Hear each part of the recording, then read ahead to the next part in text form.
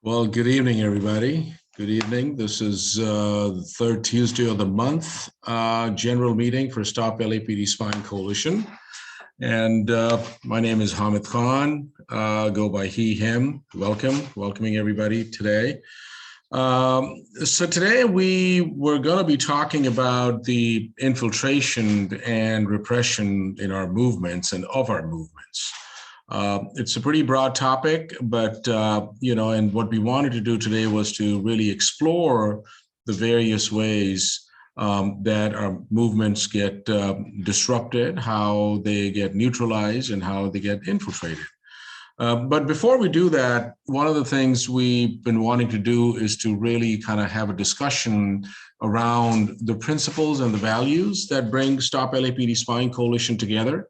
And if you want to just look for these principles, they're posted on our website, www.stoplapdspying.org, as Grassroots Self-Defense Principles.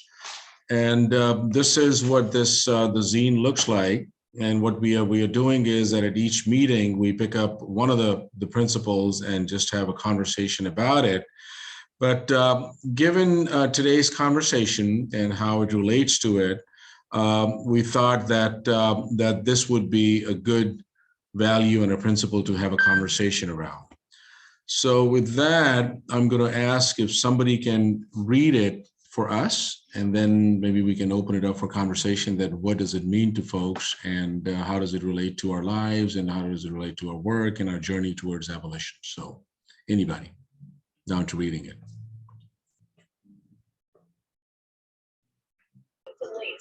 I'll read it, Hamid. Brother Pancake, LA can't stop LAPD spying.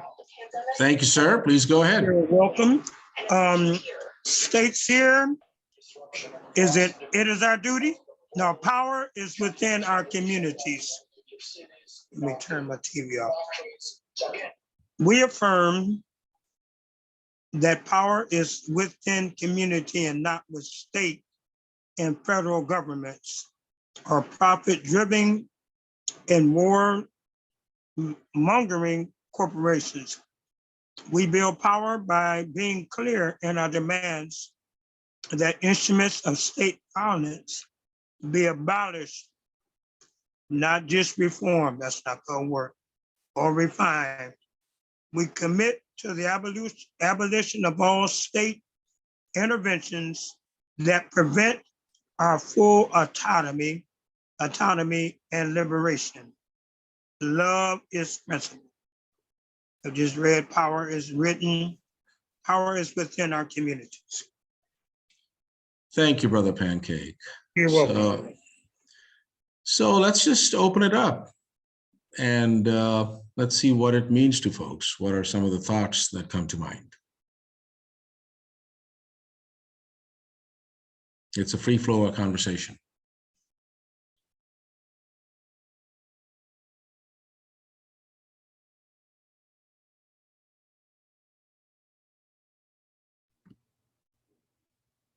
I'm going to kick us off. Hey y'all, my name's Nee. I use she, they pronouns with the Stop LAPD Spying Coalition.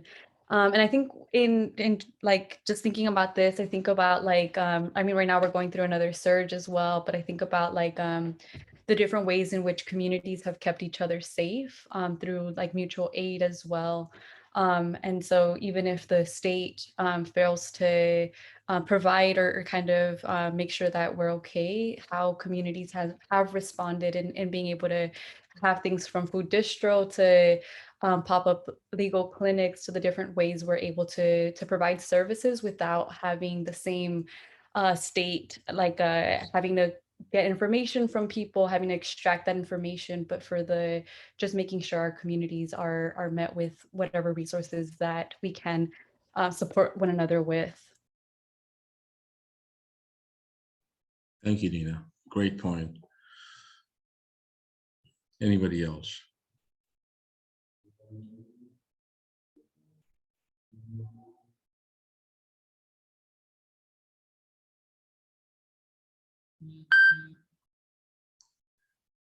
Other thoughts?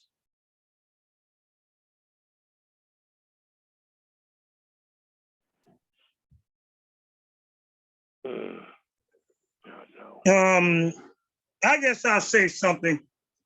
Please. All right, Brother Pancake, preferred gender pronoun, he, him. I'm just going to reflect from history, what I experienced during the Watts uprising, 1963, 1965.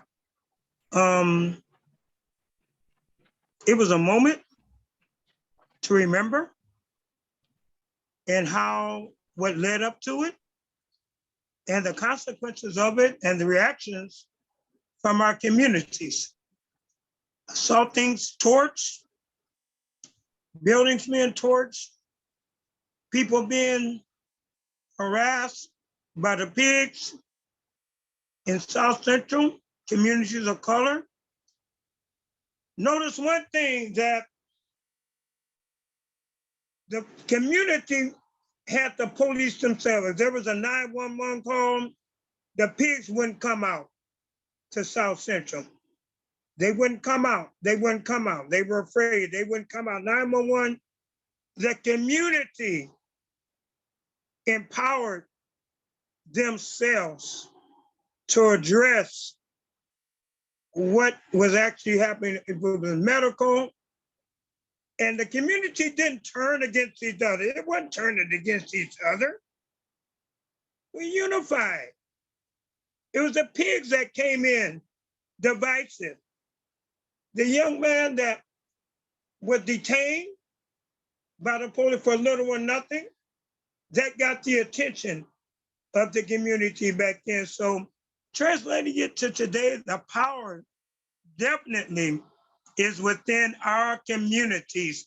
We don't have to depend upon government, these government entities, I will say it like that, abolish these systems. They are not working. If I'm threatened, hey, no police come, I gotta defend myself. There it is, the power. We can empower ourselves, like the Black Panthers did. They armed themselves, you know what I'm saying, went to the Capitol. But the power is within our own community, building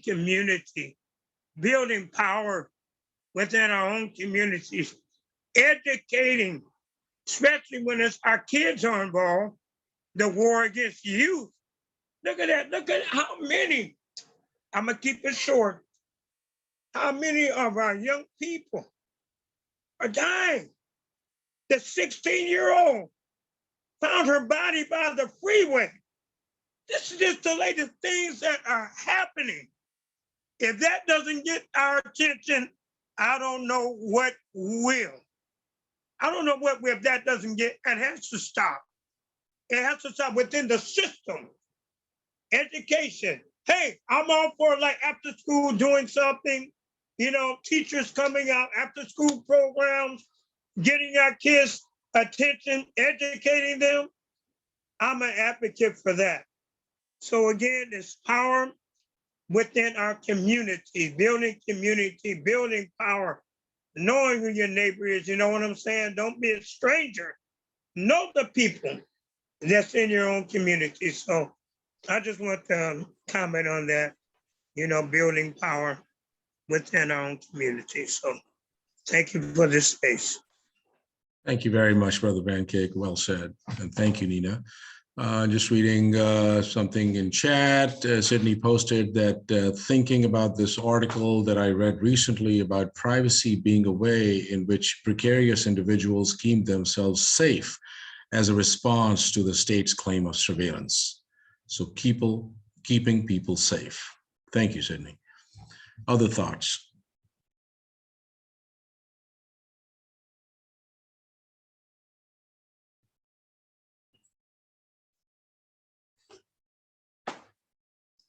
Maybe a couple more comments if people want to share what jumps at them.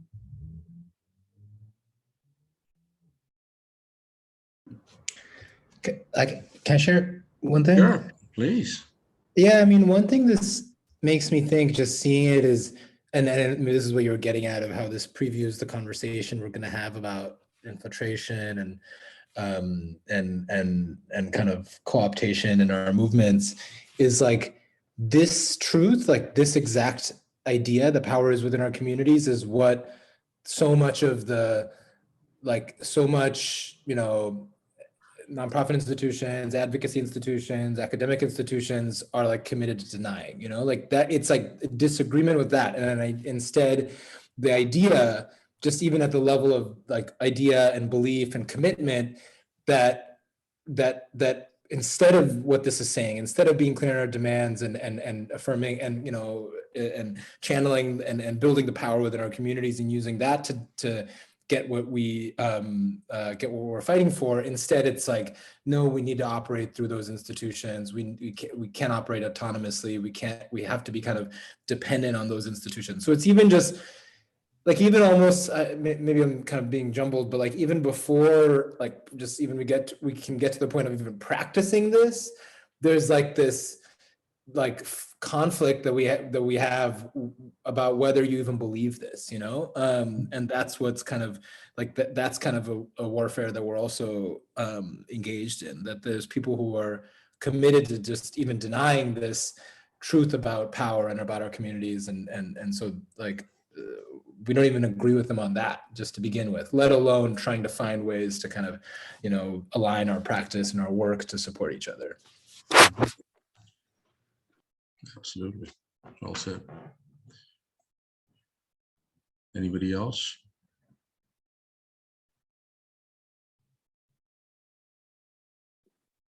Yeah, hi, I'm Vivan today. Yeah.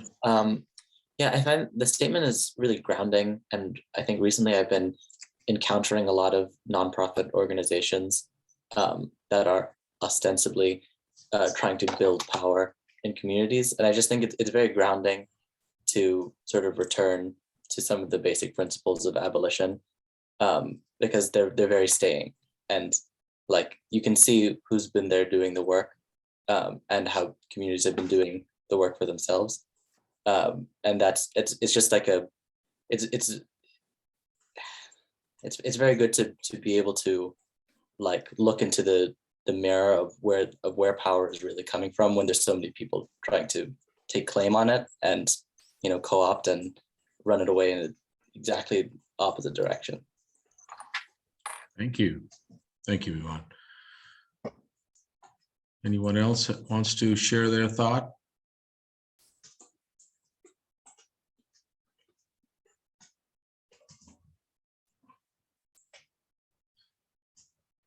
Okay, well, thank you very much. And the link has been posted in chat. So if you want to pull up the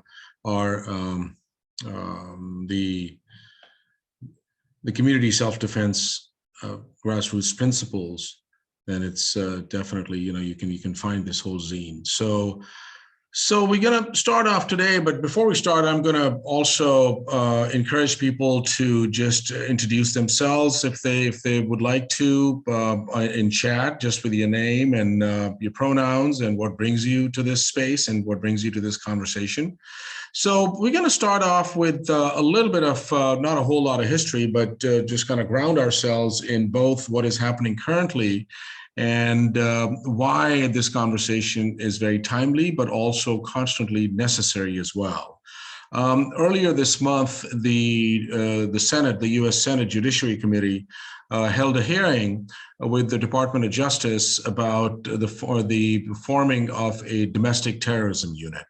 Now, while there, you know, this terrorism has been on the forefront of the airwaves and how laws have been created and various institutions have been kind of coming down the pike, but in light of January 6th insurrection, or, you know, just protests by white supremacists, you know, just I think there's definitely a whole lot of movement in that direction. But what was really interesting during that hearing was that the kind of balance that the Department of Justice was looking to present. Whereas on one hand, they were talking about that we have filed charges against 750 insurrectionists There have been mass arrests going on. I mean, 750 arrests have happened, and a bunch of cases are being opened. But yet at the same time, they said that 800 people from last year's protests have also been arrested as well. And their basic premise was, and so that I don't misquote something, I'm going to quickly look at that. And their basic premise was that in their argument, they were saying that that we treat domestic extremist violence the same regardless of ideology. That they have opened 800 investigations tied to 2020 rioting and arrested more than 250 people. And yet at the same time, they have opened 750 cases against the insurrectionists, out of which a whole bunch of people have been arrested as well. So that's the state of affairs where we are today, that we wanted to have this conversation around infiltration and repression of movements, and what direction has this always been, and how this has been further consolidated as a smoke and mirror around going after the white supremacists, but who's going to be on the receiving end of that. But we also want to just broaden this conversation of infiltration, which is not just limited to undercovers or informants or covert units that law enforcement agencies have, but systemically, that how pervasive that is, and what does it mean institutionally in the various ways that our movement building gets constantly co-opted. Our movement building constantly gets neutralized. Our movement building constantly gets disrupted. So in that, we wanted to have a free flow conversation where we want people to think a little bit more, that as something was lifted just now, both Shakir talked about it, Vivon lifted it too, that what is the role of the nonprofits in this thing? Are nonprofits complicit, and are nonprofits function as or operate as functionaries of the state? What is the role of the academy? That does the academy and the academia are very complicit in infiltrating our movements, and do they act as functionaries of the state, which result in causing continuing disruption and results in causing the continuing neutralization of our movements as well. So just grounding this, in the introduction of this conversation, that we want folks to really dig deep, and also want to say that we want to maintain this conversation as a continuing conversation. Today is not any end all. Today is just a continuing of our previous conversations, but to kind of just renew our commitment towards constantly lifting these things and constantly examining and investigating what direction are we headed, and reminding ourselves that what it means in our movement building. So as far as, the Department of Justice creating a domestic terrorism unit, I mean, nothing new. We need to also look at it that it's, as we say in the coalition, that this is not a moment in time, but a continuation of history. And every time there are uprisings, every time there's people fighting for liberation, there's always this response. I'm reminded of the Red Squads that were formed in the 1880s. Why were the Red Squads formed? Well, there was a major uprising that was going on. In 1886, there was a major strike in Chicago, the Haymarket strike, which was for 8-hour workday. And that 8-hour workday was being fought by people. And within 2 years after that, and that fight and that whole movement building led to the creation of May Day, which we all celebrate now as the International Workers' Solidarity Day. But by 1888, within a period of 2 years, the Chicago Police Department had formed its covert section called the Red Squads. Then the Red Squads became, and this predates the FBI by a good 20, 30 years. Then the Red Squads took on their own shape, the Philadelphia Police Department, New York Police Department. And to our understanding, the history of Red Squads in LA go back to the early 1920s. Which then took on a different name as Public Disorder Intelligence Division.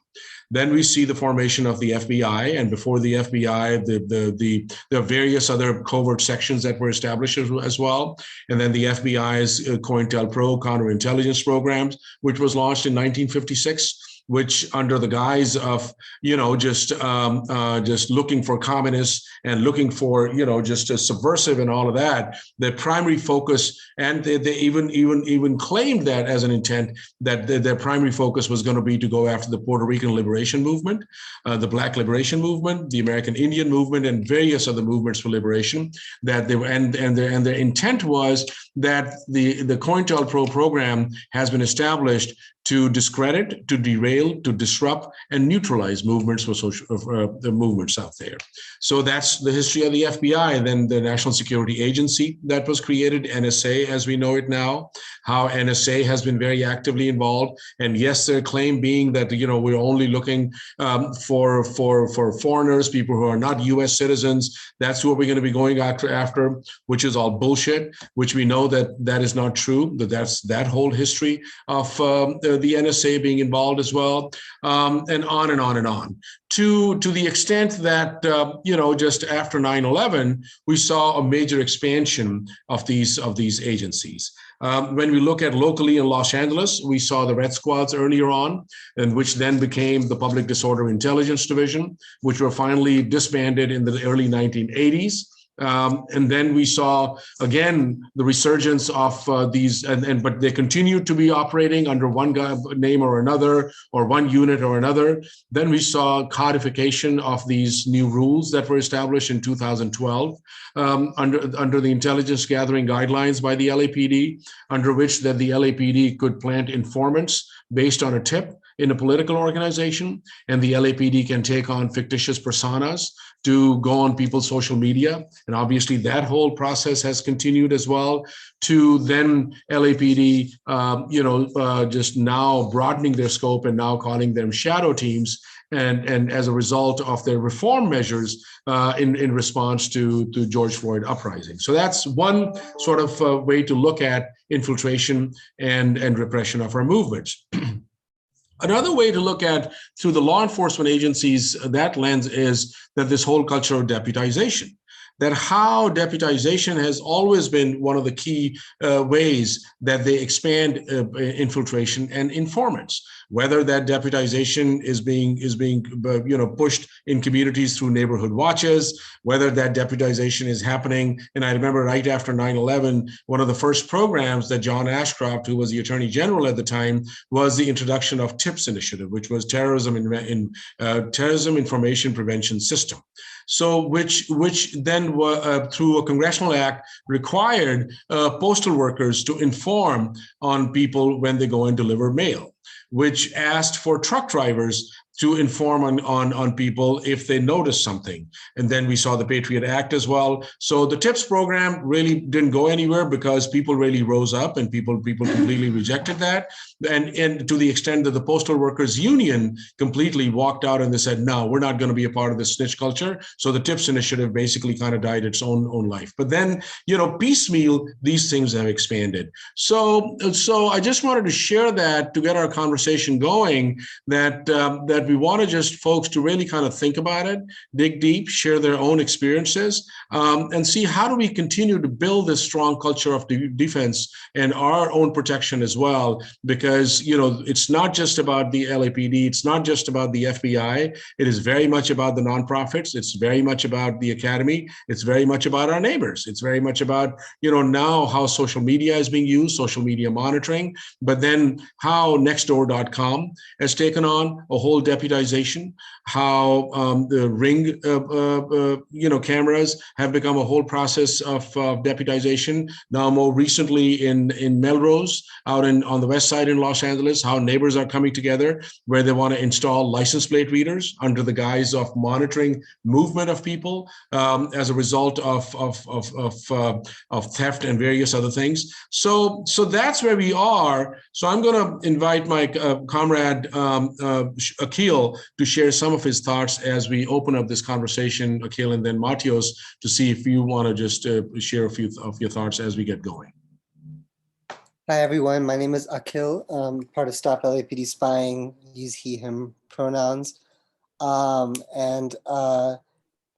I guess I want to first kind of like follow up from Hamid, who was really grounding us in the history of this, to talk about kind of an urgent fight that we're engaged in and Stop LAPD Spying that relates to this and how it ties in. And that is, LAPD is right now trying to accept a $250,000 grant from the Department of Homeland Security, basically to fund the expansion of one of its counterterrorism programs. This grant is, they call it Targeted Violence and Terrorism Prevention, which is a rebrand of a previous program called Countering Violent Extremism. And Countering Violent Extremism is one of the main sort of domestic, products of the war on terror, although, like other things, it's been exported all around the world and also informed by US imperialism all around the world. And basically it involves, very similar to these various movements, especially COINTELPRO, kind of this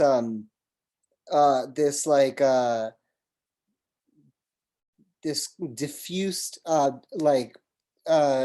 whole framework of policing that involves everything from local law enforcement to federal agencies to supposed community organizations that basically incentivize people to report on and surveil and target community members and report them for indicators that they might be on a pathway to violence or being radicalized, basically that they are extremists in waiting. And as everybody expected, these programs definitely specifically and disproportionately targeted Muslims, but they also targeted a broad range of people. And as we expected in the coalition, were ultimately weaponized against the people that this country has always targeted, including Black and Indigenous people, especially Black Muslims and refugees, people with disabilities. The program in Minneapolis, which started off really focusing on the Somali population, extended out to East Africans broadly, Native youth, a broad range of people. And so now the LAPD is trying to accept a grant to fund a program that they initially created in their CVE, that's Countering Violent Extremism, pilot period. And with this money, what they're trying to do is they're trying to create a 500-person team of informants. And by the way, that program that they created as a part of CVE is called PATHE. That stands for Providing Alternatives to Hinder Extremism, PATHE, P-A-T-H-E.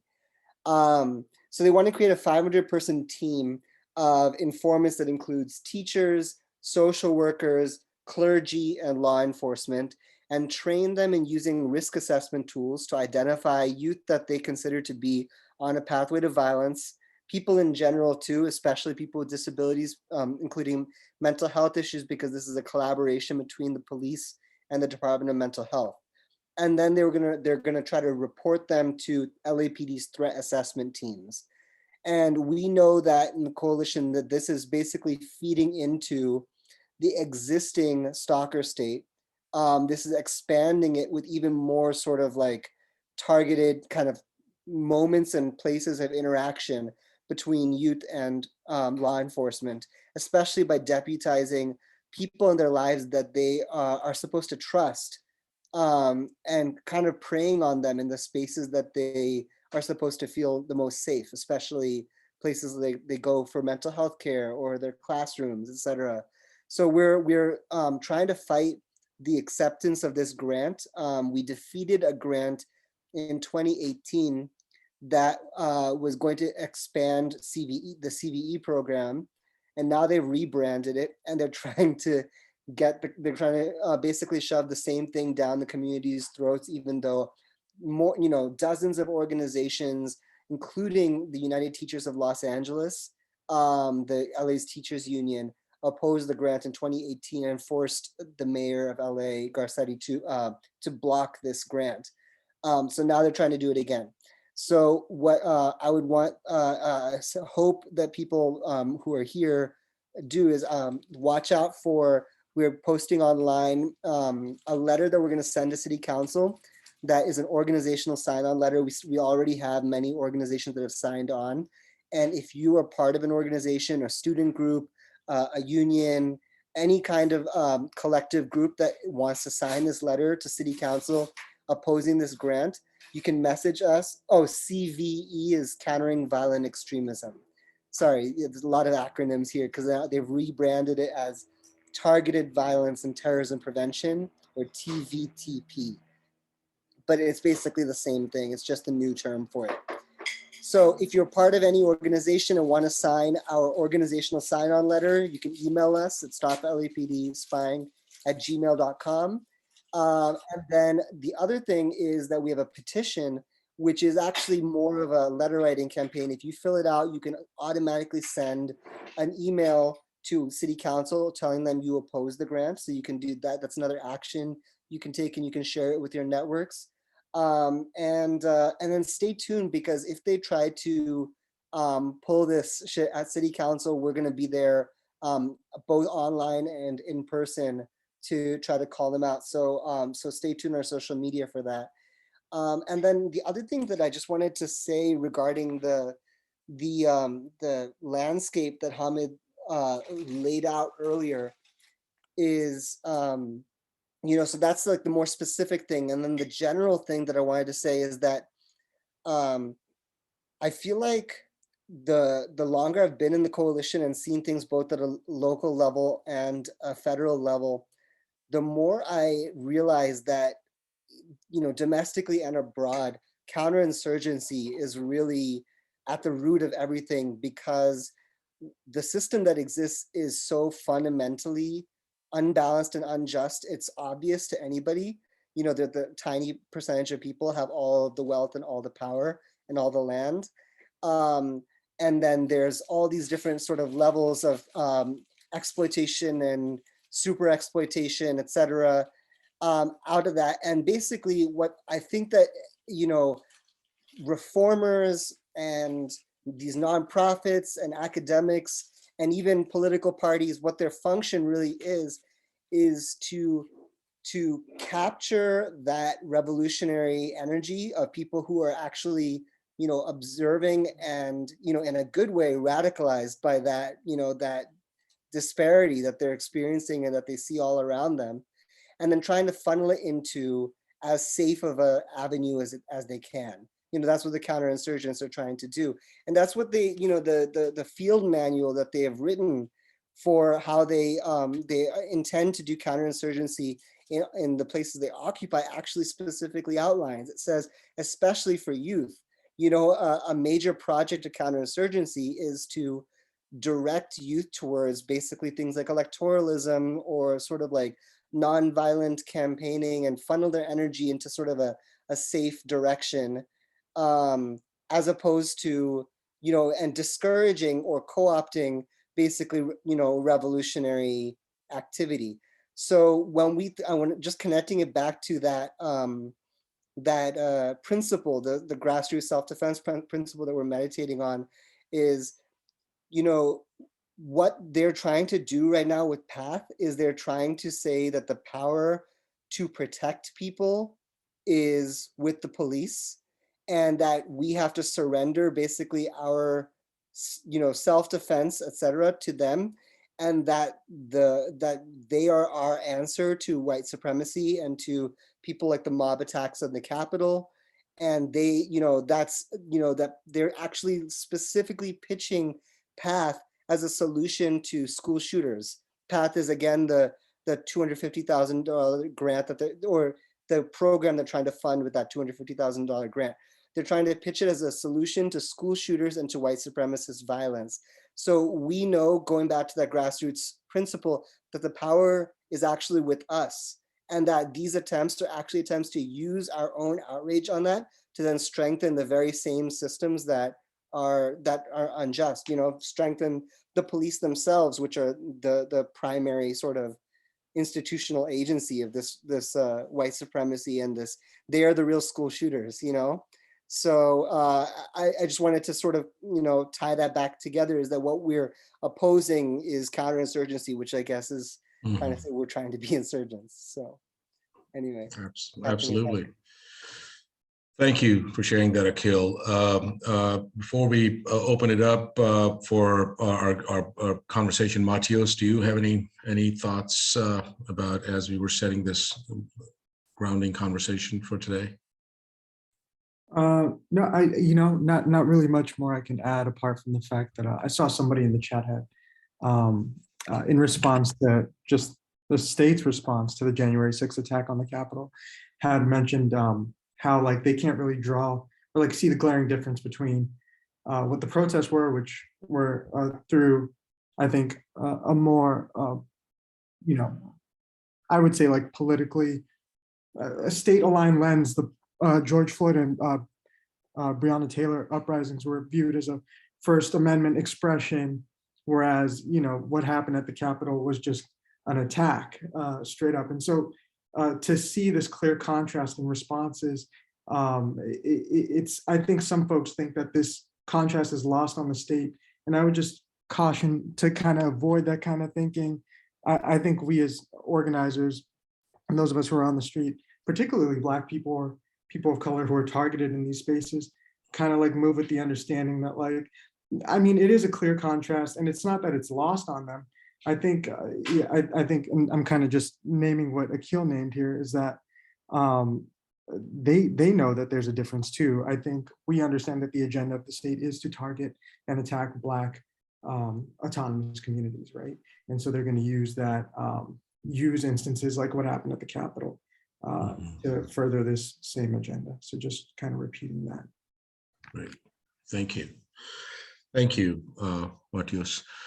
So let's just now open it up, and I'll invite people to share their assessment in their organizing and their movement building, or just, every day, where, one of the ways that these things are always floated is that, ultimately abolition is about harm elimination. We want to completely eliminate that harm. But then the conversation also goes into what does harm reduction look like in the meantime? And that's where sometimes the reform conversation comes in, that, well, this is a pathway to reduce that harm towards like, ultimately eliminating this thing. So these are the questions that get raised. And as we go through this process, there's a lot of compromise, there's a lot of negotiations. So that's one thing that we're asking folks to dig deep and think about it and share their experiences and their thoughts.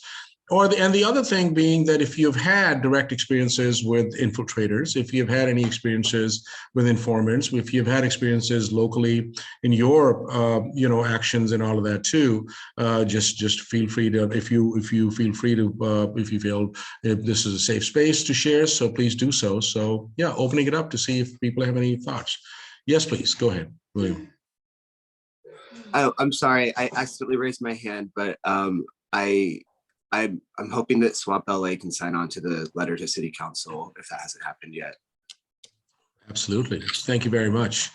But did you want to share any thoughts as well, that if you have come across where you felt that, your work was being infiltrated, just through like, what we think of infiltration and informants and undercovers? And two, if you feel that in this, just journey towards social justice, if you feel that the work was being co-opted by nonprofits or other partners, supposedly partners in the organization. Let me start with your second point, because that's what's been the biggest hindrance, is the larger systemic co-opting of like, LGBTQ people's lives in the culture war. That's been such a disservice to service providers, like a lot of us here. We can attest to that. But yeah, in terms of particular instances of infiltration, I've actually taken a lot of cues from the folks here and the kind of community culture that I've been lucky enough to be around with all of you folks here over the years, that the best way is to keep your eyes on the prize. And if there is disruption in organizing, it's almost like it doesn't matter, like if it's like a Fed or an informant or someone who's like outrunning a charge or something, like, how it is. I mean, that happens a lot in among people that use substances. Like people are paranoid about that. I'm not like in that drug scene, but it's kind of for good reason. So regardless if it's happening or not, just keep your eyes on the prize and deal with it like you would any other interpersonal conflict in a organizing group. So that's been my experience, although I've had my suspicions, but it's almost like it doesn't matter. And could you quickly just speak a little bit more about SWAP, William, because you guys are doing some really awesome work. Sure. I mean, if Chella wants to jump in, she joined the board, which was really great at a really crucial time when the org had to switch to providing like cash aid and I don't know, the spirit of the sex worker rights movement has always been sort of like building parallel structures because we're iced out of banking and like, formal society, like anyway. So that's been really prescient in these times. And then thank you for letting me speak. I feel compelled to share that I also am someone that's involved in the health freedom movement, also lovingly known as the anti-vax movement or whatever, but that's in talking about all of the different movements that are targeted by this narrative. That's clearly one that I foresee that being very actively, targeted by these same things we're talking about. Thank you very much. Appreciate it. Chella, I see your hand is up. Go ahead. Yeah, thank you, Wes, for naming what you named earlier, and also acknowledging where your stance is. I actually, you touched on something really powerful. For those that don't know, my name is Chella, and my pronouns are she and they. I've been organizer with Stop LAPD Spying, LAPD Spying for the last 8 years, 7 years, some shit like that.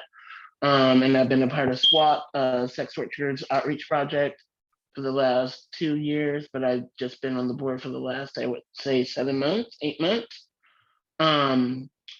That being said, I live in Skid Row, right? Which is like one of the hardest hit by the pandemic, which is the hardest hit by surveillance and also the hardest hit by informants, right? Like something that I've noticed, especially when we do like, all the occupations, is that like literally pigs would get folks that have addictions, right? And they would be like, hey, if you go fuck with those people over there, we'll give you some drugs in the end, or you won't get persecuted. You won't get prosecuted for your drug that you did. So like they do that. And there's a lot of also like misinformation when it comes to the community and surveillance, right? I think something I was just talking to one of my neighbors about is the police state, right? Where like, well, then what do we do, right? Like, when it comes to violence, when it comes to like other things. And I'm like, to be honest, I've actually, there's a lot of violence that does happen, which I am not saying it doesn't, but I've seen police get called more so on like littler crimes, right? Like crimes where like somebody got their stuff stolen, right? Which is, it's just as bad, but it's like, you know what I mean? That could have been handled with community,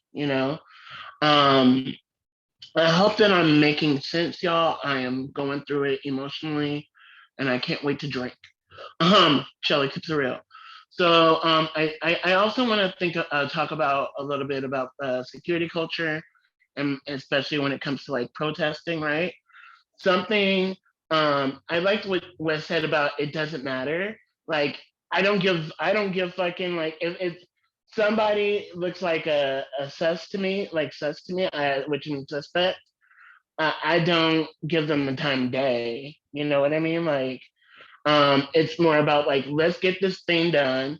Let's make sure that I'm safe, and I'm gonna make sure that the community is safe, like by having like folks not come alone and making sure you know who's by you, making sure you know what's going on, all those things. But yeah, I think that I said what I wanted to say. I'm gonna mute myself while I get something to drink. Have a good day. Thank you very much, Chella. Really appreciate it. Others?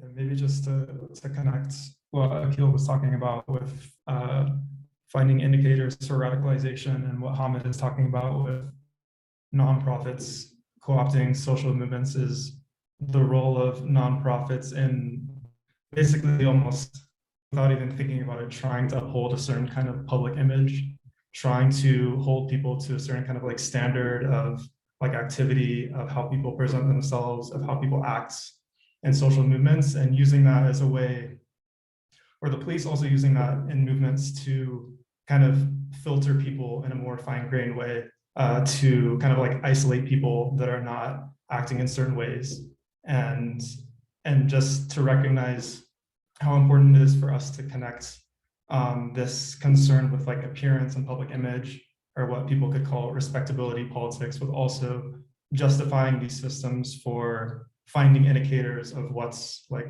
radical or what's too extreme. Thank you, Peter. For folks who just joined us, we are in the thick of a conversation around infiltration and repression of our movements, but also broadening the understanding of how various players play a role in disrupting and derailing and neutralizing the role of the nonprofits, the role of the academy, the role of the legal community, for example, just how they represent and what sort of like, what kind of interventions are made and how diffusing it is in order to build that power. So that's where we are. So anybody else? Any other thoughts? Yes, please.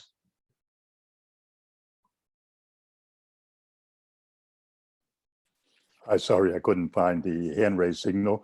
I'm here actually bringing you some messages of solidarity, and I'm very impressed with the way this meeting has gone and what I have learned about you just before this. My name is King. I'm from the Black and Brown Activism Defense Collective. We're on the East Coast. I was given this link by Sue Udry, who knows you all and has done a great deal of work. She's also a member of BBADC. And as soon as she told me about your existence after our meeting today, I said, damn, it's going on at the same time. She said, no, it's in California. So we're at the 9 o'clock hour, so we were able to join, and I jumped right on. When I turned the camera off, I'm going to grab a bite to eat because it's been a long day, but I did not want to miss this. And I just wanted to give you a little background about us and find out if there are ways that we can work together, because as you know, when you talk about counterintelligence, there have been 4 cycles of that, and in each one of them, East Coast, West Coast rivalries were instigated as part of it. So we're taking a preemptive step by connecting with you all right now. So we were formed after those first exposés around the time of Ferguson of the T-word designation for Black Lives Matter. And I'm talking about Black Lives Matter with the small b, small m, small b, small l, small m. And so we came together around that point in time, and our real goals were to discover, dialogue, and derail. And discover means to learn all we can about what I have of the 4 iterations of this kind of surveillance, and I'll get into that in a second. Dialogue about it, meaning that we want to educate organizations on its existence, and more importantly, because I'm a follower of Kwame Ture, Stokely Carmichael, he said the time is past for description, the time is now for prescription. And so our discovery point is to learn all that has gone on and is going on, but our goal is to put tools in the hands of organizations to prevent it from happening on the ground level. Somebody walks in and starts to begin to participate in the organization. How do you check that person out, make sure they're cool or not? Or what do you do when somebody comes in, as happened during the inauguration protest, where I was doing a workshop on what your rights are during protests, and people came up to me, because I'm also a lawyer. People came up to me and said in the meeting just prior to that, the day before, somebody came in and started talking about weaponry and bombs and all this other kind of crazy stuff. And they had never had any protocols in place for how to deal with folks like that. And they actually let the person go on longer than they should have. And so enough said about that. So we're trying to apply all that. My own background was that I have been a student of these manifestations of the surveillance state, COINTELPRO, in its 4 forms. But then I've also become a teacher of it in the way that I just talked about, getting with groups and helping them ally themselves around that. And so I've done workshops on it, and they've all been sort of practical oriented. And my analysis, and Hamid, I appreciated your analysis, because I think a lot of times in meetings that gets lost and we assume that everybody knows the past history. So I'm glad you spent some time. So for me, there have been 4 manifestations of this COINTELPRO surveillance state. 1.0 was the one that Hamid was talking about.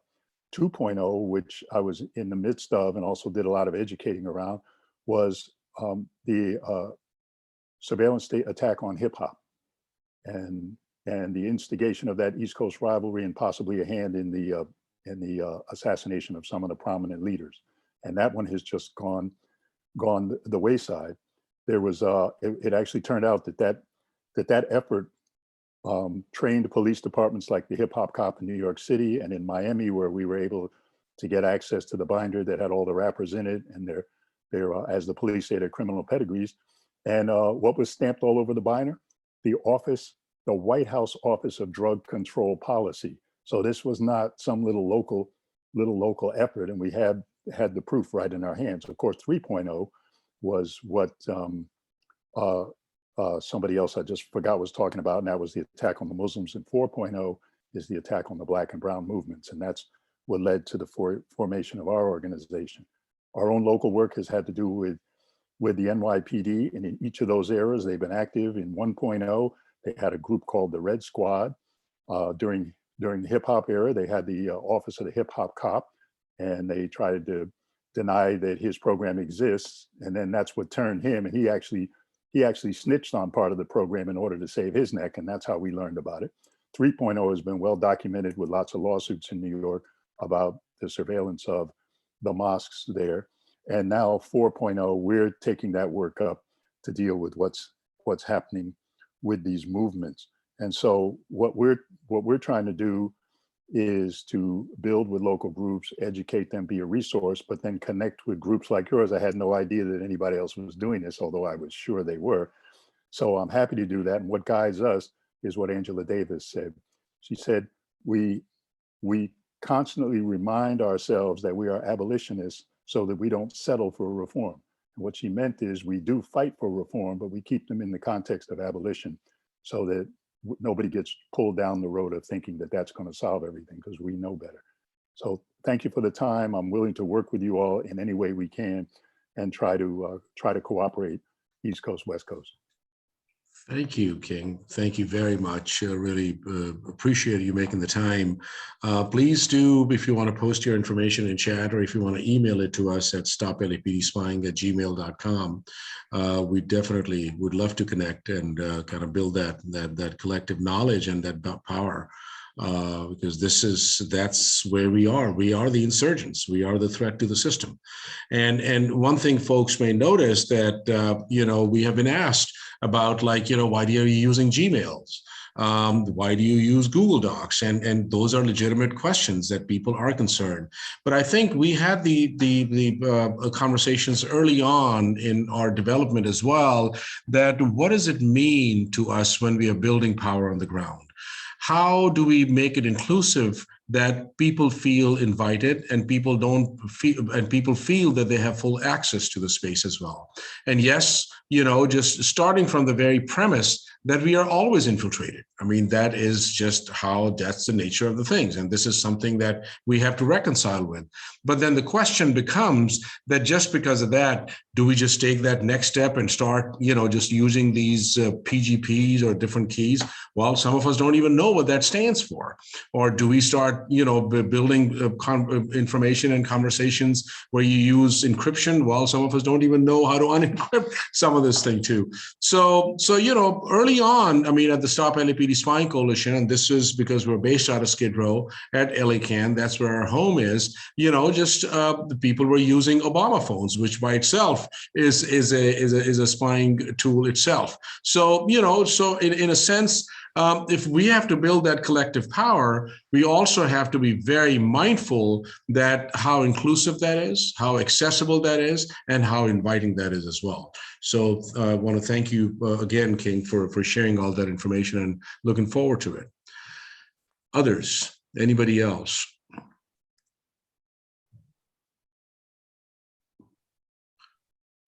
I'll go, Ahmed. Thank you, Jason. Talking about, of course, talking about nonprofit complicity within this whole system. You know, I think about organizations like the Dream Center that operate here in Echo Park, that coordinate with the Sheriff's Department and the LAPD to put on these food insecurity photo ops where they're giving out food, you know, whether it's turkey or produce, or they do backpack giveaways with them. I think about even the LA Public Library system that y'all uncovered in the Budget Creep zine, how they not only give money to the LAPD, I think it was around $10 million, but they also provide these read along, like where cops come and read to children once a week. And I think about other organizations like a place called Home in South Central that partners with the Newton Division to basically mentor at-risk youth. So I think about all these different nonprofits and how they work in unison with LAPD. And then talking about infiltration, like specifically within the Black community, like as a Black man, I've been told I must love all Black people. And while I love Black people, I don't love all of them. Like I don't fuck with Obama, I don't fuck with Mark Ridley Thomas, Najee Ali, you can go down the list, right? And anyone else that works against my community. And you know, you had brought up the Chicago PD earlier, and I'm reminded by a speech by Chairman Fred Hampton that he gave about a month before he was assassinated. And in that speech, he spoke about how, you know, Malcolm X was murdered by a Black man in a room of Black people. You know, yesterday was the 53rd anniversary of the assassination of Black Panther Party revolutionaries, Bunchy Carter and John Huggins, two revolutionaries that were shot and killed by a Black man in a room full of Black people. You know, even Fred Hampton himself was murdered by Black men. You know, he was drugged by the informant William O'Neill, who was head of security for the Black Panther Party in Chicago.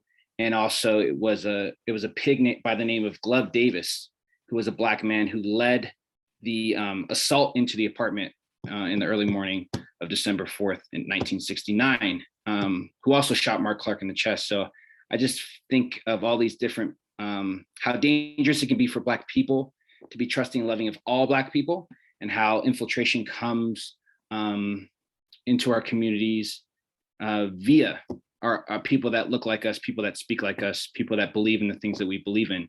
And I think one quote that I had from Chairman Fred was that he said, "These infiltrators in our communities are allowed to remain there because of their skin complexion, and we ought to drive them out."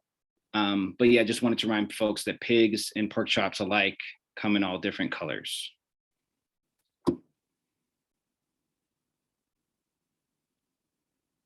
Pigs and pork chops alike come in all different colors. Thank you. That's well said, Jason. Tell me how you really feel. So, that's great. Thank you very much. Others? Yes, please. Go ahead, Shakir. Yeah, I can share, and I want to, yeah, it's sort of kind of a lot of stuff that Jason was sharing is making me helping organize my thoughts, and also going a little bit back to some of what Akil was talking about kind of counterinsurgency.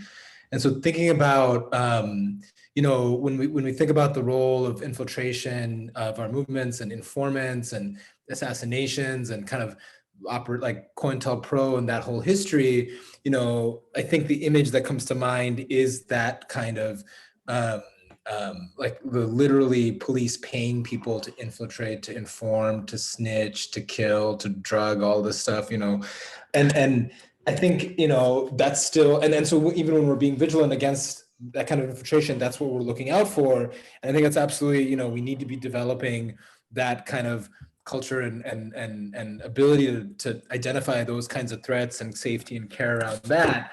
But at the same time, like also recognize how that's really evolved since that time. And I think that's when, like, thinking about this nonprofit industrial complex is just, it's not something that existed 60 years ago. So when we describe it as a complex, like what we're partly getting at is that this is a thing that didn't used to exist and then emerged in a particular historical context for particular political purposes.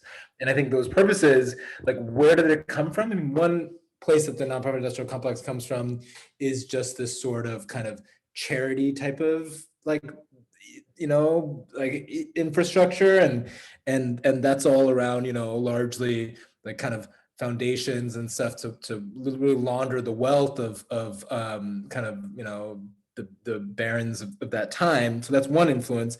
But this other that we can begin to see is like, you know, when we talk about like the kinds of infiltration, assassination, informing, snitching that was happening 70 years ago, 60 years ago, that's all like at the same time that we were kind of catching on to those, movements were kind of catching on to those and looking out for those.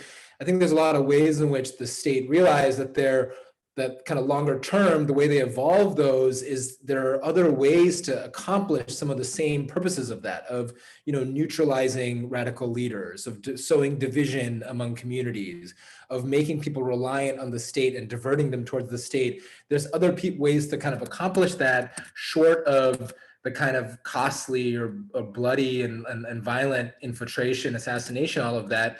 And that's, you know, through this creation of this large ecosystem of state, like registered, state funded, state connected institutions that do a lot of what radical, you know, insurgent organizing was doing in the past. So, you know, we like going back to what Jason's kind of talking about of Chairman Hampton, like being killed by informants and infiltrators, like also thinking about the work that the Black Panther Party was doing at the time, kind of what are the type, like what are the institutions that have been since created that are trying to kind of fill similar needs in the communities, but doing it very much aligned with the state. And so I think of, you know, the work of the Panthers, of popular education, of mutual aid, of, you know, literally feeding communities, feeding neighbors, feeding children, of kind of self-defense. Those functions, healthcare, like Akil was mentioning, those functions are now provided instead by this, you know, vast ecosystem of nonprofits and all that are, you know, beholden, one, to charities, and two, functionaries of the state, and are instead of power, going back to the kind of the principle that we put on the board earlier, instead of like that being kind of really coming out of the community and driven by the community, instead those functions that were previously being done as a way of as a kind of form of anti-state nationalism and anti-state autonomy are now instead done by all these nonprofits. Because, and, you know, you don't, and so once that gets far enough, you don't need to be killing, you know, leaders. You don't need to be infiltrating and putting informants and snitches and surveillance directly into our movements, because you can just kind of divide and co-opt and surveil through this, you know, through this whole like vast system of nonprofits and kind of reformist institutions that are committed to preserving the state, making this harm kind of not getting rid of it, but making it acceptable. And yeah, so that's kind of part of the evolution too, and what we need to look out for, that not just this kind of individual threats, but this broader transformation of how that harm operates. Absolutely. Thank you for sharing that. Chella? Okay, I actually want to think about something, and expound on it. It's probably going to say what you just said, really, but literally, there's a fund for folks who have gotten some kind of violence happen to them. Specifically, though, there is a fund for trans women, and it's created by LAPD. I have some trans women friends who have utilized that. Real talk. You know, and I don't know who that person was before Shakir, but they were talking about the Dream Center. I used to live there. And it's funny because during George Floyd, the pastor said Black Lives Matter, but then 2 weeks after that, he had the pigs over at the space, right? So I think about the fact that, number one, fuck religious institutions. They're part of the state, even though they say separation of church and state. They still do a lot of stuff that supports the state. Number two, I loved what Shakir was getting at when they were like talking about who's gonna like supply, you know, like even thinking of Hippie Kitchen, which has no real, like they are part of the Catholic workers, you know what I mean? Like thinking of all the missions that like feed people, like, you know, the only other thing I can think of is Food Not Bombs, and they are like white vegans, right? Like, So like we have to think about ways to like that the community can get empowered. And like literally I was at a friend's house, just being real. I was at a friend's house last week and they gave me some cards that like they're like, hey, if you ever go grocery shopping, I'm like, So I gave it to my friend, like one of my neighbors who's like starving, right? Like, but if it wasn't for me, they would go to these things and like get doctrinized and like be like, oh, praise the police, you know? So we have to think about ways to like, thinking about the food type stuff that like the Panthers were doing. Yes, like, yeah. So I was just saying, yeah, all that. I hope I said some good shit. Mute. Always, always, always brilliant stuff, Chella. Always. Thank you. Vivon, go ahead. You had your hand up. Yeah, I mean, I think Chella and Shakir put this really, really well. But I've been encountering this nonprofit complicity with the state a lot. And just this sort of like, nearly a century-long project that the state has been going with in trying to disable organizers by pulling back Social Security and support for people and forcing us to do their work for them, and sort of like showing their colors a little bit more in terms of revealing that what the job of the state actually is, which is to police and kill and murder and freeze. But like recently I've been working with these organizations that are doing Afghan resettlement, and we were talking at one point with an intern from Corian's office, the District 2 City Council, and they said something, and I don't want to paraphrase it because I think it's actually a relatively big deal, but they said something along the lines of we were trying to line up public housing options for incoming humanitarian parolees, and they said it would be great to get a foothold into those public housing units because of all the gun violence that's been going on. And it's like, I mean, on one hand, I feel like there's, from a lot of these like sort of people with backgrounds in charity work, backgrounds who are social workers, but maybe not on the front lines of need provision, are just completely blind to the confluence of like direct violence, bodily surveillance, and the ongoing project of nonprofits partnering with the state. And yeah, it's just very dangerous. And it also just made me realize is that then it caused me and a few other organizers who were there more for political education and building power to realize like we can't step away from this project, because if this goes to the hands of the state or complicitors of the state, then they're able to build the systems from the ground up such that surveillance is built into the framework of need provision, of access to resources, and then we have to entirely create separate resource networks if we want to avoid that. So basically, they have complete control of land, they have complete control of data, our ability to see each other, and then they also have complete control of the food and water that's in our community.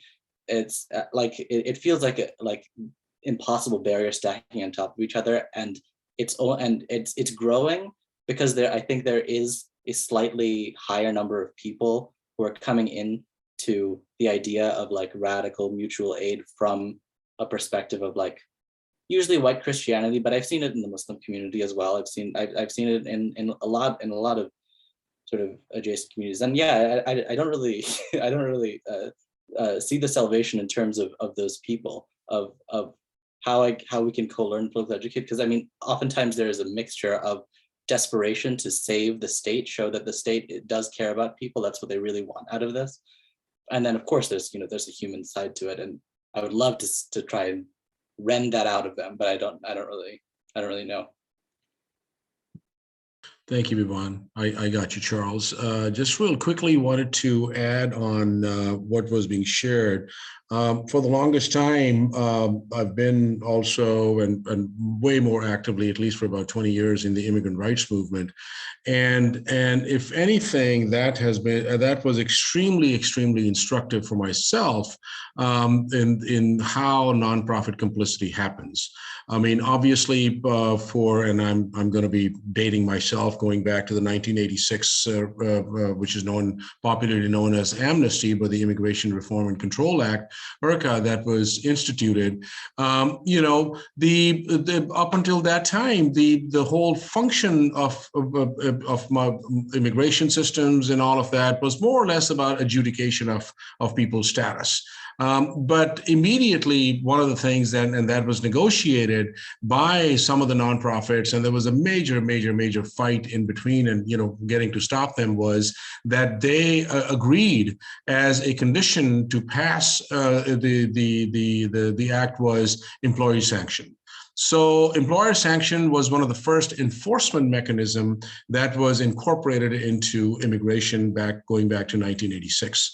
And then when we look at it, then historically speaking, people would call it comprehensive immigration reform, and some of us, we would call it the comprehensive enforcement regime, because throughout that whole process, enforcement became increasingly more pervasive, more and more additional layers of enforcement were added. And what is interesting is that a few years ago, and I had shared that article with a couple of folks who are in the space as well, that New York Times had done a whole research into how much money was invested by foundations in the immigrant rights movement. And they came to an understanding, and much of that money, to whatever they could track, the money was close to about $250 million that the foundations had invested over a period of about 20 to 25 years. And, and to the extent that, and when in 2012, during Obama's time, this Senate bill was being proposed, what was being done was that the foundations were releasing monies to nonprofits. And Chirla, for example, and I've never shied away from naming names.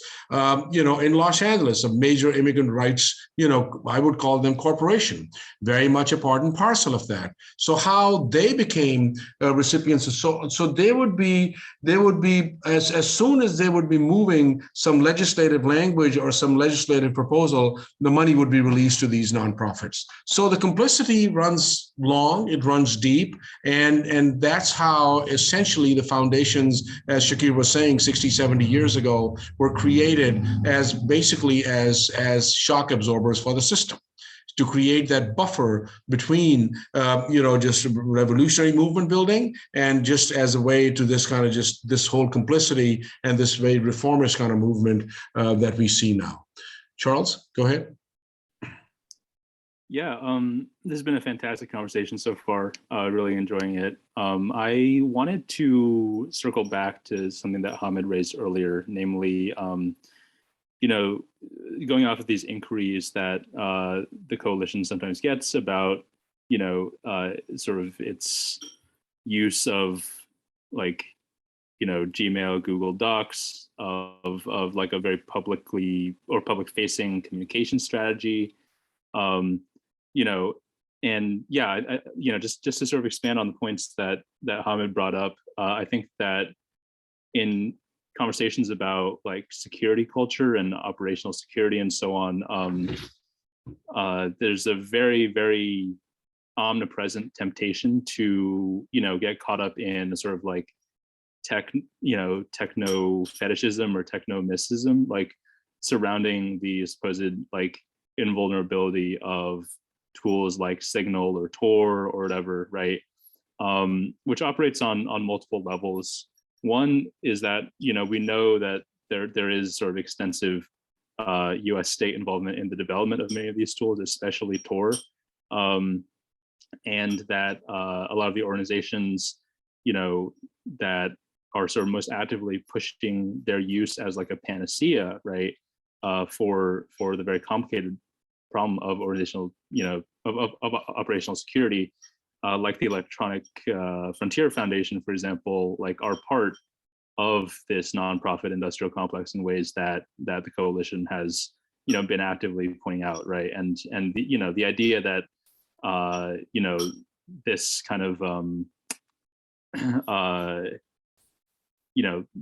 this app or this other tool, is alone going to guarantee that kind of security is part of the ideology that we're trying to dismantle.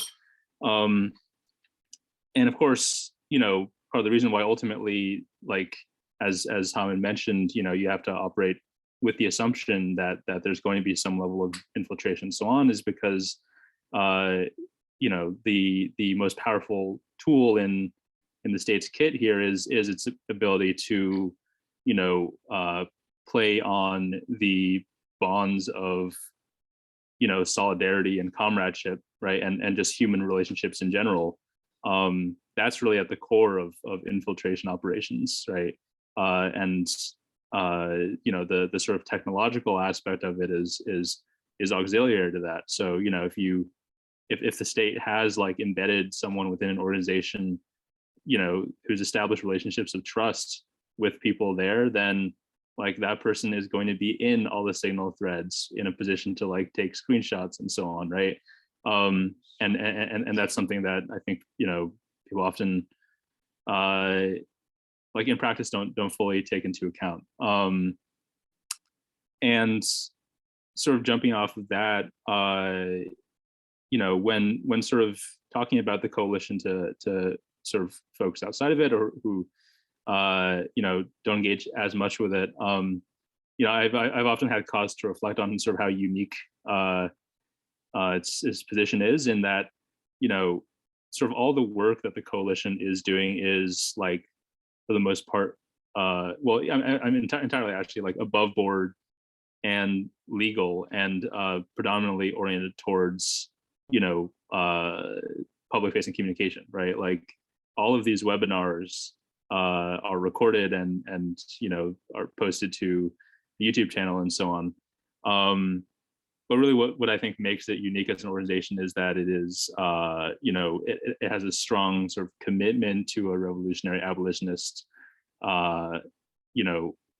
program, and, is sort of run along those lines by people who, are sort of dedicated revolutionaries and see it as part of an ecosystem that, may at least informally include, organizations embracing a whole broad diversity of tactics. But the role of the coalition, is to sort of bring together, I think, a whole,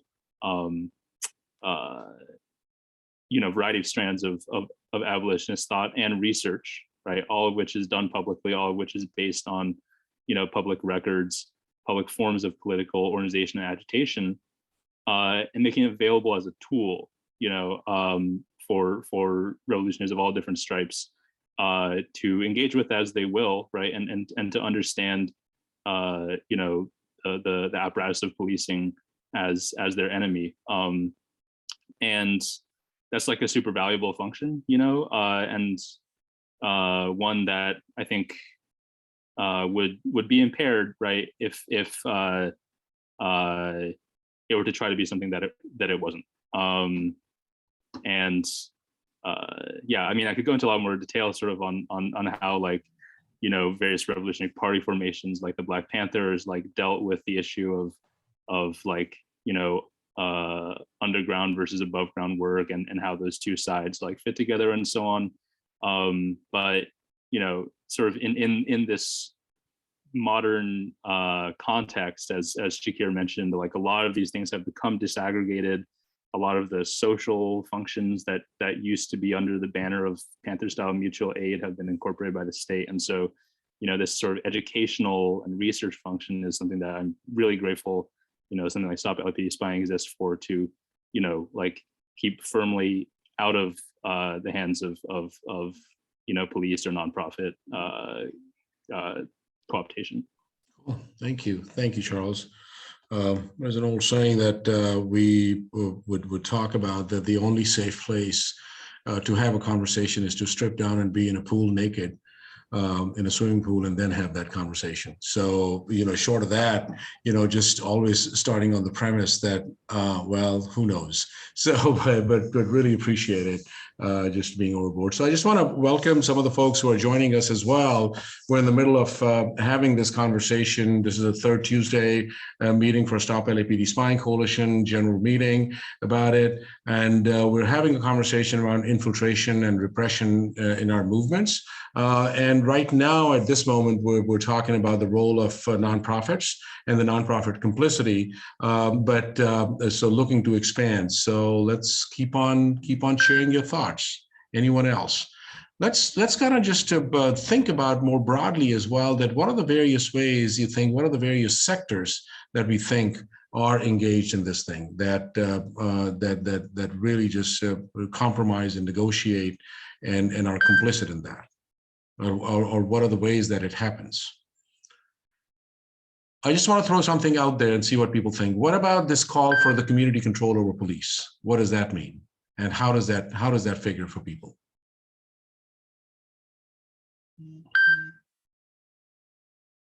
Just to lay it out there, the coalition completely rejects it. So just want to put it out there. I'm not advocating for this, but just want to see, because you see here all these calls. So let's talk about that a little bit.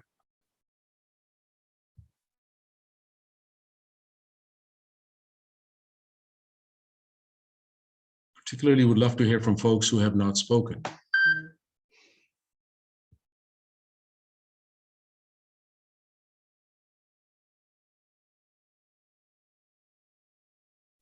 Yeah, hi folks, Tiff, they, them.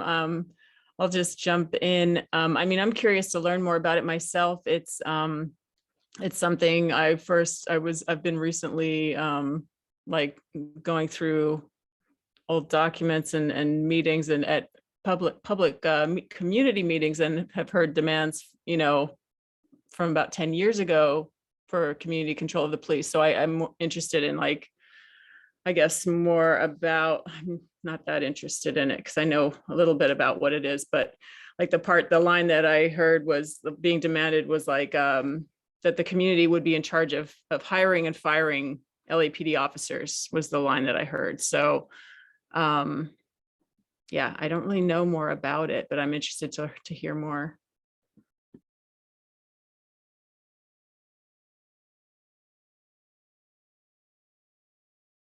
Is it even possible?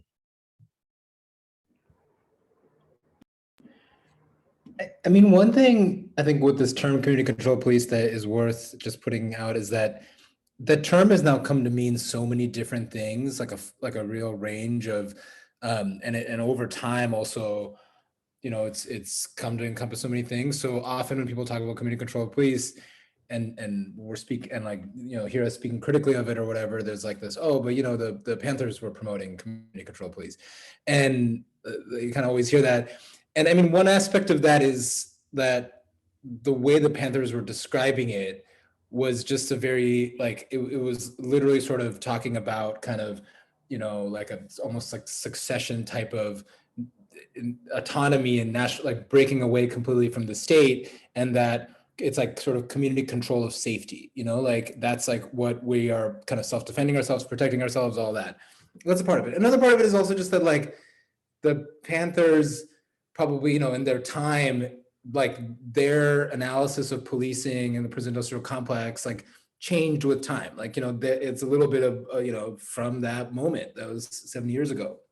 But just going back to what I was starting at, is like, now community control is literally used to describe even things like the main thing that the coalition's often been kind of organizing against and had to, you know, have spent our time fighting is, for example, ACLU has this model called community control over police surveillance. Again, it uses that term community control so they can kind of, you know, it's kind of claiming this somewhat radical heritage, but that's literally talking about ordinances and laws that simply serve to kind of provide a stamp of approval on police technologies by saying, okay, like, because they followed these criteria, there's a vote through city council or something like a board of police commissioners like we have here in LA, and that because then it gets approved, that they're describing that as community control because the community had input over the use of that kind of surveillance. And so then that becomes community control. So, you know, I think it's just like so many of these other terms that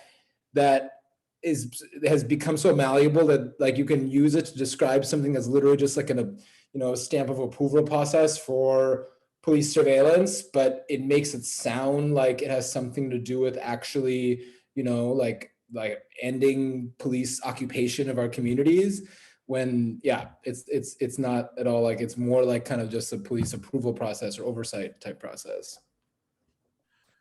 Yeah, I'm reading the comments in chat as well. Steve says that any civilian oversight has not been effective, which police commission functions anyways. So thank you for sharing that. I got you, Charles. Real quickly, Shakir, while you're on that in that mode, talk a little bit more about our the issues around surveillance bureaucracy. And what are the pitfalls, so that, when we completely reject things like CCOPs and these ACLU models, what is our objection really rooted in? Yeah, I think, I encourage people to read. We have a couple things that we've written about it. One is called Fuck the Police, Trust the People, Surveillance Bureaucracy Expands the Stocracy. Another is called Fuck 12, something about surveillance bureaucracy. A lot of, sorry, they came out in summer 2020. But I think the core of it is that at a time when we're working to abolish and completely treat these technologies and surveillance systems as unacceptable and not approvable in our communities at all, what these systems do is create a pathway to approve, sanitize, create kind of a roadmap for how to implement them. And that roadmap happens to also be the exact kind of ways of thinking about surveillance and policing and incarceration that we've been seeing unfolded over the last 50, 60 years. So rather than trying to treat some of the, try to treat these practices as totally unacceptable, and we're not going to, as just inherently violent. Instead, there's an effort to kind of tinker with the edges of them, to just, okay, if we make them more transparent or make them, follow this checklist of criteria and approval, then we're going to accept them. It's an effort to basically legalize and sanitize and kind of just make acceptable through bureaucracy. And that's what's happened with the prison industrial complex. That at the same time that there's always been radical organizing, largely and primarily led by incarcerated people, to abolish the prison industrial complex, as well as by survivors of violence, survivors of interpersonal violence, who are saying the system is not working. At the same time, there's effort, often by lawyers, often by kind of reformist policymakers and all of that, to instead to channel that into, okay, well, like, what's a kind of way we can make this use of these systems acceptable. And some of that comes from a perspective of harm reduction. They'll say, of like, okay, if we're gonna have this stuff anyway, if it's inevitable, then at least let's make it tolerable. And part of that is there is an important need, especially in the prison context, to we want our comrades in prison to have food that is, to have healthcare, to have food that isn't that's horrible. Those things matter, but it's that first part, is that idea that these systems are inevitable, that we have to accept them. That's only true because all of these people are saying, because all of these institutions are committed to that, because that's what they're organizing towards. They're not organizing towards abolition. They're instead of organizing towards acceptance and preservation of these systems. So yeah, that's kind of where that starts. Thank you. Charles, you got a comment? Yeah, totally. I just wanted to quickly add something to what Shakir was saying earlier about the original iteration of the call for community control of the police that came from the Black Panthers. As he was saying, this is firmly embedded in a program of literally national self-determination for the internal Black colony of the United States, right?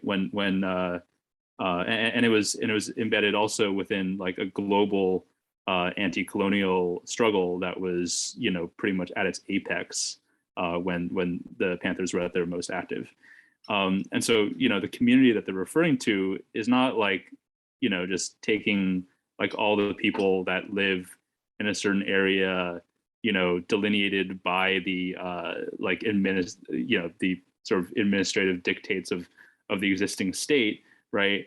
As they are, you know, with the politics that they currently have, and just putting them in charge of the existing police apparatus through some kind of mechanism, right? The community that they're referring to is something that is built as a political subject in resistance to U.S. racial capitalism, you know, according to the program of, for example, the Black Panthers. And, you know, so when we think of like their sort of, you know, efforts at political education, at, you know, community mobilization and so on, that was actually like a conscious project to build, you know, the kind of community that, you know, could be, you know, like heavily politicized against the existing state and all its creatures, and with the capacity to manage, you know, public safety according to its own means, right? And that's something that's very much missing, I think, from discussions of, you know, community control of the police or variants thereof today. And a huge part of that is because like the sort of coherence of these communities, right, as political subjects is something that has been quite consciously destroyed by multifaceted, you know, state actions since then, in ways that, for example, like, you know, Jason and many others articulated earlier, you know, by, you know, atomizing people socially, you know, sort of, yeah, like incorporating some, you know, demands and not others into like a program of neoliberal representation, overall introducing like all of this like political incoherence, you know, demonizing any kind of radical project. And, you know, in many cases, especially now, like physically, you know, destroying and dispersing these communities through, you know, the tools of gentrification and banishment. So, you know, that's something that I think really needs to be taken into account when we talk about, you know, what community control and what policing as a concept meant to the Panthers when they put forward that demand versus what we have today. Absolutely, and Stokely did not have Steve Soboroff in mind at all.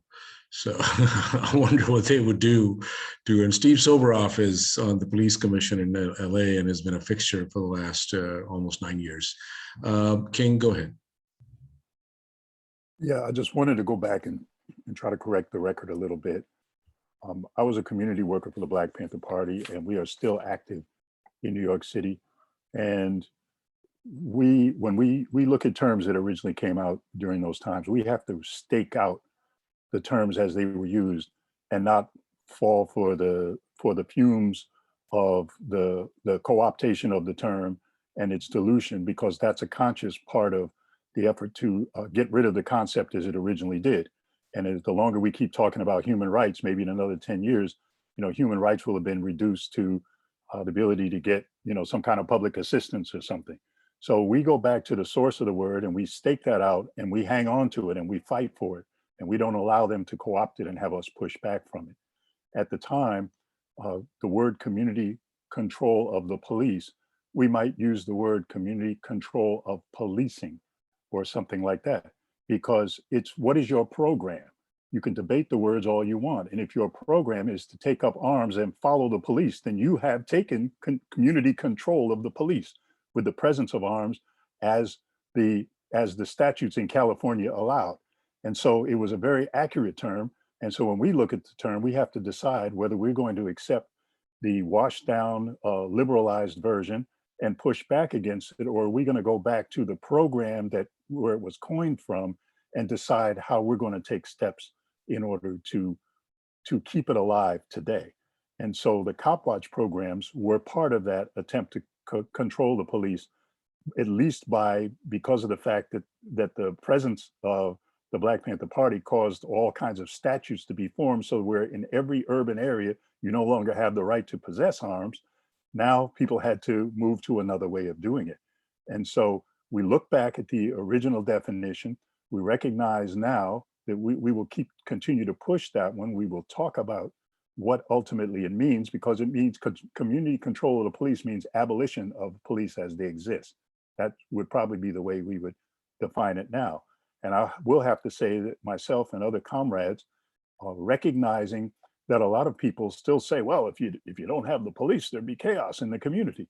So we set up purposeful projects that would call for the types of things that some of us have sort of pushed past now, saying, for example, that the community gets to elect the captain of the precinct. Now that's laughable. We know what the ultimate result of that is going to be, but what kind of demand can you bring to people who aren't educated? You're going to talk about abolition, you're going to talk about revolution, you're going to be out there by yourselves. So we have to have a process of programs that educate people and explain to them how to fight back, and at the same time point out the futility of some of it, but to let the lessons be learned. We're losing 1,200, at least according to the statistics, we're losing 1,200 people every year at the hands of the police. And so if we're going to wait for abolition, I don't know, will that be 12,000 by the time that happens if you're on the 10-year plan? So what do we do in the meantime? What kind of programs do we bring into the community, and how do we make it clear that those programs have an ultimate goal for a systemic change or our abolition of the process? Thank you. And I think the way, one of the ways that the coalition has always approached that is that, the way when we speak about abolition, that first of all, it's, a whole lot of unlearning, both on a personal and a collective level, that needs to happen. It's about dependency, and how do you make these systems irrelevant in your lives. Secondly, the understanding is that there is no delete button. This is a multi-generational journey. This is something that, how do we keep on taking more and more control? How do we live our lives more autonomously? How do we build these alternative systems within our communities as well? And thirdly, most importantly, is for us, which we also lift in our report, Automating Banishment, the Surveillance and Policing of Looted Land, is that most of the time the conversation is stuck in making the execution of these programs better, rather than really grounding it, like what was the original intent behind it? What was the purpose in developing these systems? How they were designed? So when we go down that road, then it kind of just shifts and helps us pivot in our understanding as well, that no, it's not that we want to make predictive policing any better. It's not that we want to make, these things kinder, gentler. It is because they are rooted. And of course, we talk about slave patrol, we talk about various other ways, militias and various other ways that they do that. But it's really that unless we really challenge and build our fight against the very fundamental intent of these programs and expose them and publicly discredit them, then I think it just sort of becomes a circular motion, because most of the times, harm reduction is based on how to make the execution of these programs better and kinder, rather than going after the very intent and how they kind of reshape and reform themselves. So thank you. Other thoughts? We're approaching that closing time. So any other thoughts, any other comments from folks?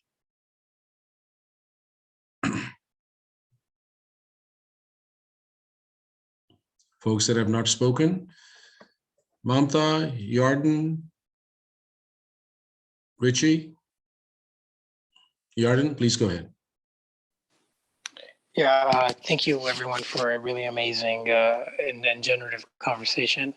So we talked a lot about the direct forms of counterinsurgency and infiltration, which we see all over the place, and we saw it with the protests against the Dakota Access Pipeline, with infiltration of indigenous communities and their allies.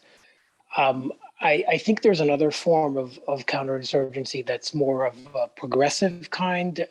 Dylan Rodriguez calls it progressive counterinsurgency, where there's just co-optation of just about every term, including abolition, by the nonprofit industrial complex. Like Harvard University, for instance, has bought the Angela Davis archives and celebrated it. So Harvard University is, they are a gentrifier, they are the brain of US empire. They're involved in colonial war and policing, but they're also selling abolition. And I feel like, another aspect of that counterinsurgency is that these systems of white supremacy and co-optation within the nonprofit industrial complex, they make us do so much work to explain white supremacy to itself, to show how this is another instance of co-optation, and to expose, the lies. And I just feel like a lot of times, especially I'm involved in, Palestine liberation work. A lot of times, this push to get us to always explain to these systems why they're fucked up takes away from the important work of building alternative parallel structures. Like I really appreciated what William said about communities that have been pushed out of formal economies and formal structures have had to build their own mutual aid and their own structures. And, instead these systems make us do so much work to explain the system to itself, and to work through electoral politics channels. And again, with the Palestine BDS movement, you see it all the time, people trying to pass resolutions through city councils and other, forms of electoral politics to try to get, divestment from a certain entity, or to try to get a company that is fundamentally, impossible to reform, trying to get that entity to cut ties with another nefarious entity, and what is that going to achieve? And so the question I always struggle with is, how do you move away from explaining power to itself and from making demands on power to actually building parallel power? So, that's just something that I think about a lot. Sorry for the long comment. No, absolutely. Thank you very much, Jordan. Others who have not shared, had a chance to share their thoughts. Mamta?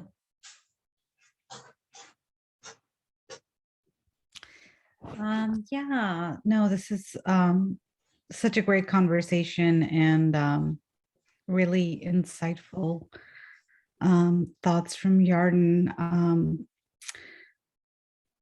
Yeah, I was actually thinking, this conversation has raised sort of so many different thoughts, but Shakir was mentioning sort of the ACLU legislation and how it's fundamentally reformist. And I was just thinking today, London Breed, the mayor of San Francisco, is trying to basically release a press release, trying to undo the facial recognition ban in San Francisco, which I learned through Stop LAPD Spying Coalition, actually through this work, that there's I forget the name of the person, but there's a person who has been responsible for crafting these in collaboration with the ACLU for various jurisdictions, and it's ultimately really doesn't do anything to kind of abolish the practice, but just sort of reforms it, makes it more accountable, has oversight. And it didn't last because London Breed put out a press release amending the law. It says to allow police to monitor cameras in real time related to organized criminal activity and threats to public safety in specific neighborhoods. Of course, those neighborhoods, happen to be the poor neighborhoods with people of color and Union Square. And just been thinking a lot about how just crazily upset, they are about the theft from these crazy retail stores, these, Dolce and Gabbana and these designer stores, and just everyone's up in arms about that, and just the decay of this sort of capitalist system. Yeah. Anyway. Thank you. Some thoughts. Thank you, Mamta. And yeah, much can be said about that facial recognition ban in the first place as well, when this was being instituted, and we had called out, that how many loopholes already existed, which they would come back and use that. So Richie, go ahead. No, yeah, well, this is just like thoughts that were coming up, and something that I really haven't thought much about. But I always wonder, like, and Shakir said it's changed from more from an individual to more of a holistic organizational surveillance or infiltration. But I always wonder, like, with the Black Panthers and Fred Hampton, Malcolm X, these informants were able to get really close to them, and I like, and it makes me think now, like, oh well, how just thinking about the people around, and like thinking, what are the precautions do I have to take? Because these people were so close to these revolutionaries that were eventually targeted by the state. And so it's just something that's in my head, and I don't really have any real strong thoughts about it, but just thinking about, like, oh, they were allowed to get so close to these people. How does that show itself today? And how conscious of that should I be, or overly conscious should I be, or all of us be? So that's just my thoughts.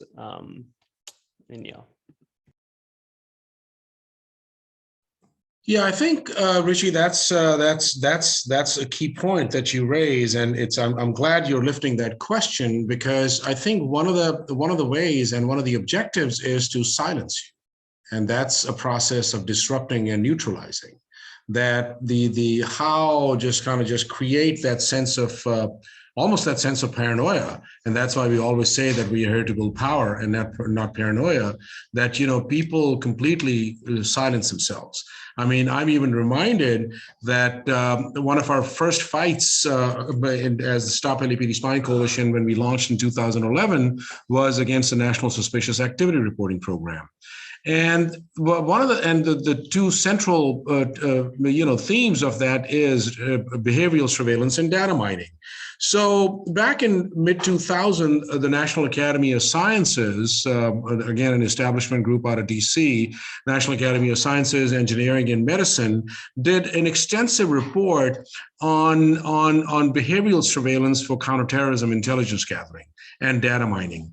And one of the things they said was that what this leads to, and there's an intentionality behind this, is that people themselves start altering their own behaviors.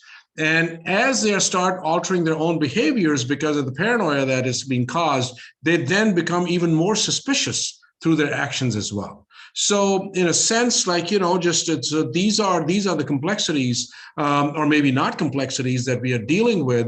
But I think for us at the Stop LAPD Spying Coalition, and as I was sharing earlier, for not using encryption, not using PGPs, very much keeping our spaces open. This is an open space. We don't have registration and things like that. Well, because number one, that, what we are doing is that, we are really just exposing the fuckery that is going on. We're completely flipping the script. Like, okay, so for us, it was like, if somebody enters the space, it is not that, what they want to take from us, because what they're going to take is what we are having this conversation, but it's really about being smart enough that how much do we want to give?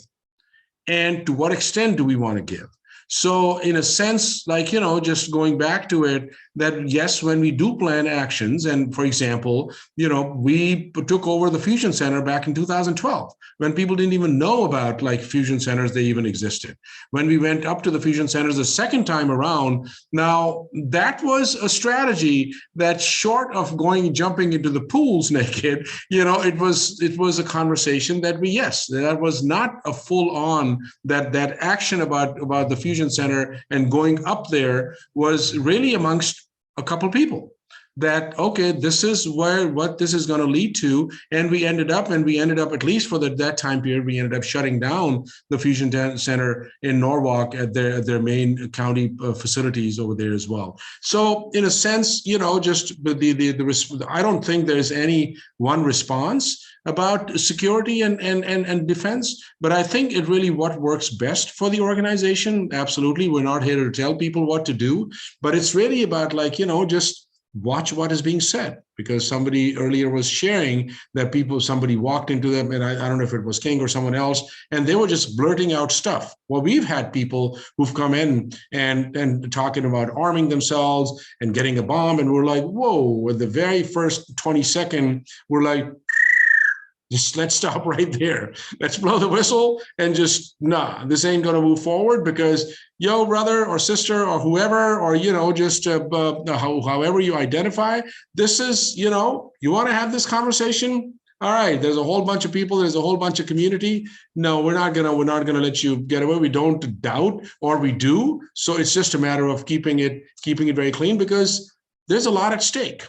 We have the privilege of having this conversation over Zoom. We have the privilege of being in spaces. And as organizers, I believe we are extremely privileged to be in that space as well, right? But then there's a whole large community around us. So I think that's how we need to be moving as how we build power.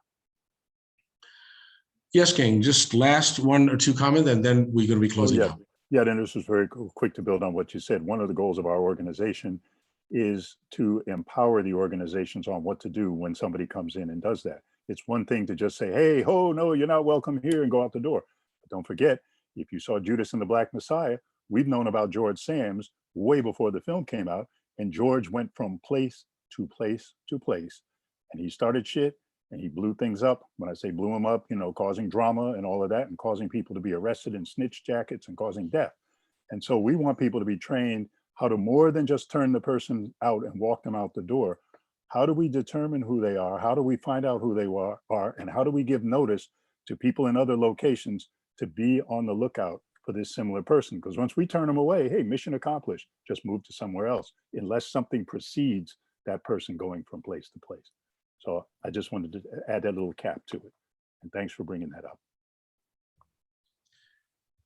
Yeah, and then real quickly, Richie, to the other point, that how close, there is no limit. If I posted two of our documents, PDF documents, the timeline of LAPD's surveillance and the timeline of US governments. If you look at the timeline of LAPD surveillance, I can't remember when it was in the late 70s, and people were even having babies as they had infiltrated. They even got married to infiltrate and have these relationships as well. So, so this history runs deep. So, and not to say that, again, our goal is to build power and not paranoia, but definitely, I think these are the ways that, we need to be operating. Okay. Any last comment from anybody else? We shall continue, Pancake. Thank you very much. Well, with that, I just want to thank you all very much for making the time. This was a very powerful conversation. And like I said, this is to be continued. Obviously, there are way more people out there. I appreciate King making the time from the East Coast, appreciate Mamta taking the time from the Bay Area, and everybody else locally and wherever you all were calling from. Really appreciate it. And then next Tuesday is our fourth Tuesday webinar, our conversation. And next Tuesday, we will be, if someone can quickly post the link to automating banishment, the report, that we will continue our conversation, which would be part 2B, I believe. Tiff, do you want to quickly just let us know what we'll be doing? Yeah, thank you, Hamid. Yeah, it's going to be a continuation of our community conversations to be having conversations around our report, Automating Banishment, that was released this past November, and folks can take a look at that. You don't have to be familiar with the report to join us. And essentially for this section, we are going to be taking a look at the ways that that folks surveilled in their communities, on land, and personally, and the way that that's done specifically here in Los Angeles. And so we would welcome folks to join us. And yeah, again, you will be sharing some notes from the last session and like a conversation guide if folks are interested in that as well. And again, you don't have to have read anything about it to show up or to participate. Thank you. And I want to take a moment to thank and appreciate Mamta's contribution towards helping develop study guides for these conversations as well. So, well, any last minute comment, any announcements of anything going on, any actions, anything people should be aware of happening this week or over the weekend? Cool. Well, so a couple of things, just to be expecting that, you know, our fight against LAPD's budget is very much on. We are wrapping up a letter, organizational letter, that's going to be going out to other organizations for sign-ons. The letter is going to be coming from the Stop LAPD Spying Coalition, Los Angeles Community Action Network, Black Lives Matter, People's Budget LA. So we would appreciate if you see that to make a push for the sign-ons. Akhil talked about the TVTP letter that is going to the city council that has been gathering signatures as well against the grant that the city is receiving, LAPD is receiving for $250,000. We were able to beat the $425,000 Countering Violent Extremism grant back in 2018, so we can do it again. But with that, thank you again very much. The YouTube video will be updated and on our channel, Stop LAPD Spying YouTube channel by Saturday. So hope to see you next Tuesday, and be safe and be healthy. Thank you all very much. Have a good night.